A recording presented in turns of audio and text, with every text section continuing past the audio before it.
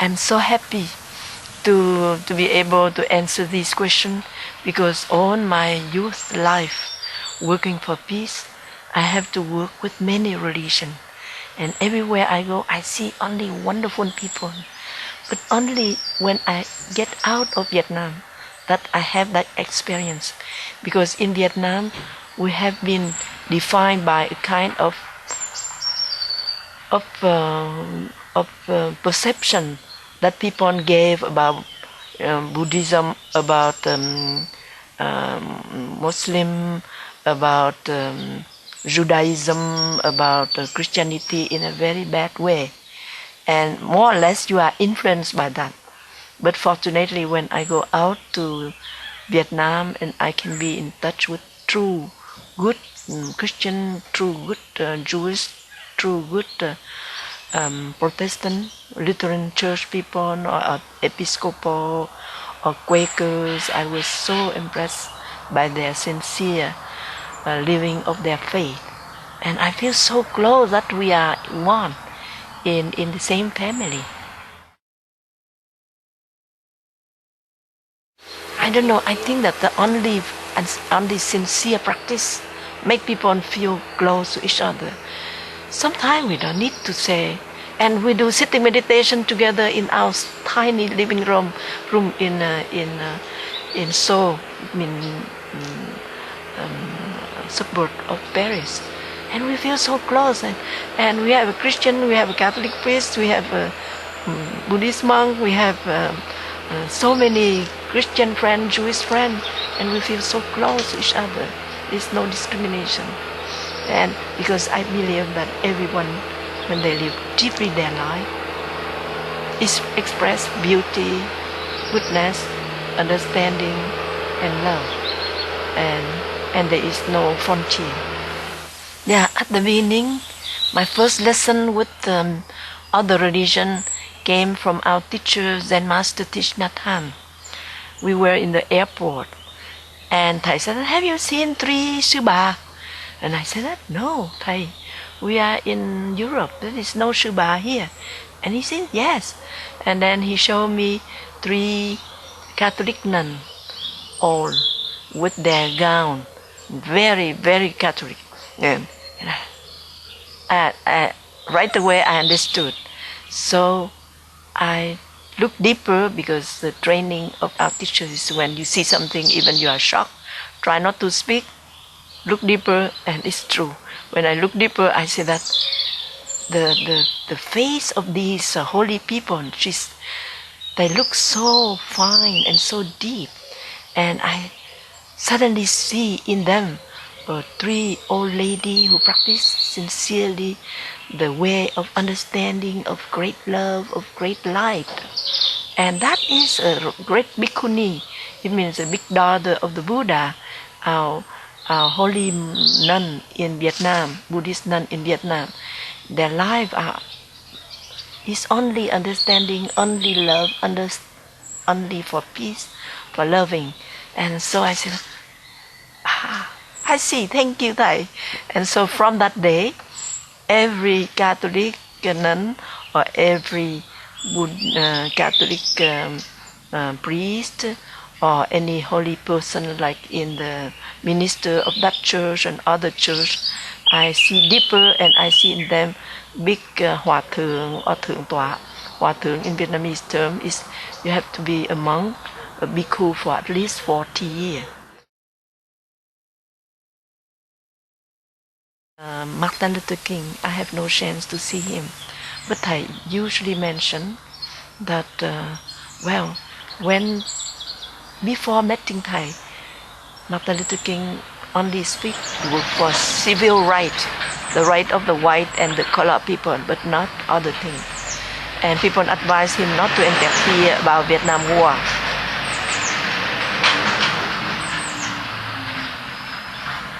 People propose him never interfere in Vietnam War because he may lose many friends. But when he met Thầy, it's so close friendship, and he said that sometimes society is so violent, we don't know what to do to face with that. And Thầy said that in our tradition, in order to protect ourselves, we need to have Sangha. Sangha means a community of friends who practice the same thing. And he said, a beloved community. Why not? It's true. We must set up many beloved community here, there, wherever we go. And if there is difficulty, there is small beloved community nearby to protect us. One day, I tried to share how I can cross the fire zone, because it was in 1964. There's a big flood, and 4,800 people died. And then when we arrived in Quảng Nam, Thu Bồn River,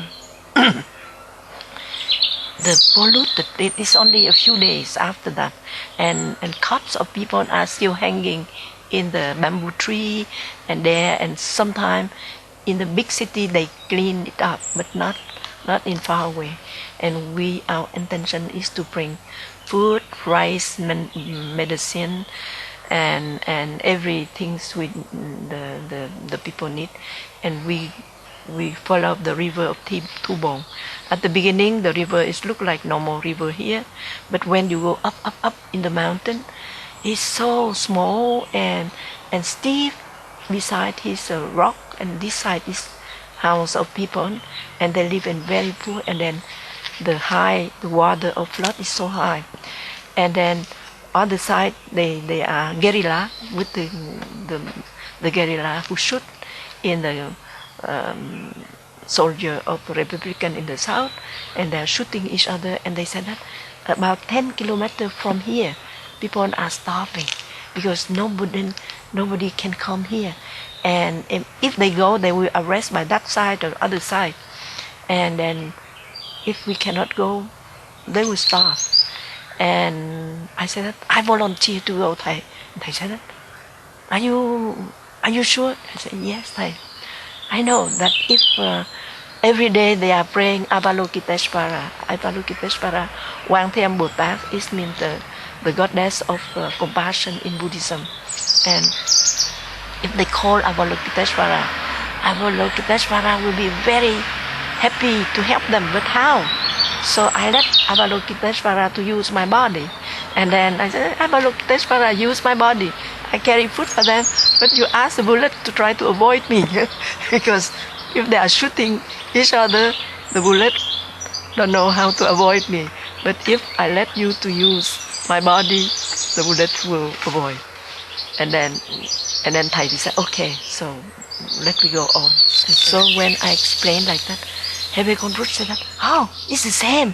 She is a Christian of Diakonale Church, kind of Protestant church in Holland. And she said that during the war with the Second World War, and the Gestapo German came to Germany, and they arrest all the Jewish people and put and send away, and they may kill in the gas chamber. And I know that they die. So I want to help them, but fortunately I am a volunteer to bring bread and to food to a number of aged people who live very remote area in that corner. And so with my bicycle, I carry a bag of bread to this house and other house. And so slowly, I know that Jewish people need that. And they are hiding secretly in that corner, that house, that basement of that house, other house. So I also carry, and I'm very afraid of German soldier. But I know that God is in me. I'm sure that God will protect me from being arrested by them. And she has done a lot. And during the Second World War, she brought food for underground living Jewish people in many corners of many provinces. And she walked on bicycle, go far away. And she said that, oh, when you said that you want to carry food to the zone where people are starving, I feel that I am like that with you. And so we all feel very close to each other. And that is, I think that when you live deeply your faith, even that faith is is Christianity or Buddhism or Muslim or yeah, non-believer but very humanistic, but non-believe on any religion. Your face radiate love, peace, understanding, because you sincerely live the way of understanding, of love, of peace. And there is no frontier for religion. And so when I spoke about Avalokiteshvara in me, she said she feel exactly the same. And she said, that is what I have lived during the Second World War. And Hebe have been very known for Jewish people who have saving life of so many Jewish people. And so I don't see any wood. God is God or Allah or Buddha is the same. I see only the great light of peace, of understanding, of love. And that is because in that corner of the planet, people say that if you explain like that, people understand better. Other corner of the planet, they say that if you explain in this way, it's better. And that is why there is many religion. But I think that if everyone lives sincerely their faith, and we are one, and there is no frontier and no religion, no label for this religion and other religion. There is a question of the rabbi about how we all can practice together. And I think that even we are different, but there is one point that we all have a breath, breathing in and breathing out. And the teaching that I like to practice is when we are stirred by strong emotion like fear, panicking, anger, the best way is to go back to our in-breath and try not to speak, try not to act, and even try not to think, because without thinking of that bad action, you cannot be angry. But if you continue to think what he have done so badly to you, and you cannot prevent yourself not to act.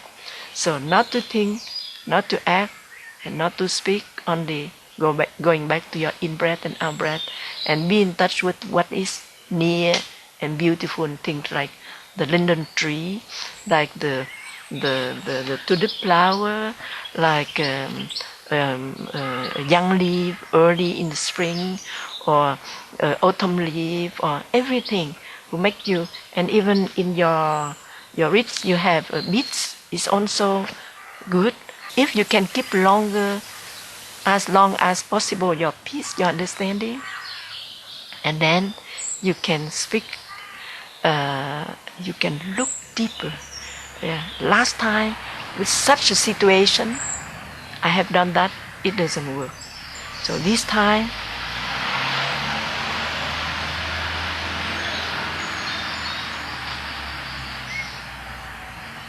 I look deeper, I give more space to my anger or my irritation and leave it there for a few days, and even when the situation is very serious, it can keep a few months in order to calm yourself, and you find a solution.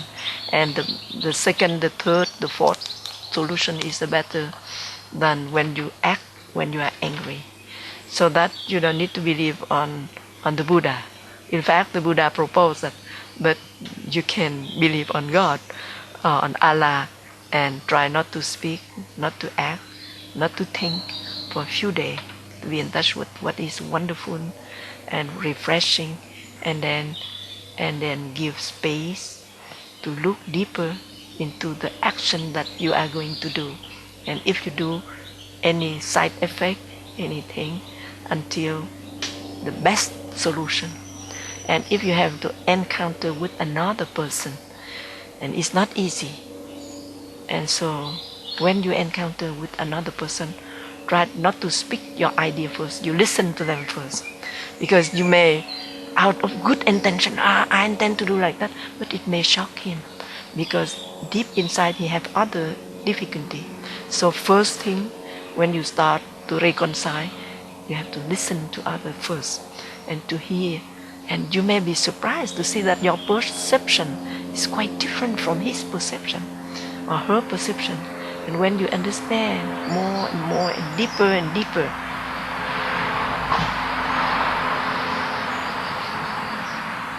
and then give you more space to share is the best way. And especially when somebody makes something shock you a lot, don't express, I'm very hurt and you are so bad. Just say that the other day you have done like that.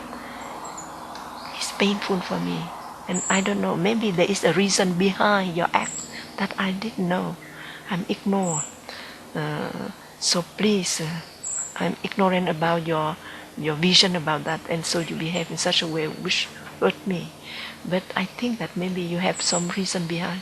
I want to listen and to understand why you behave in such a way. It will be very difficult for me to accept.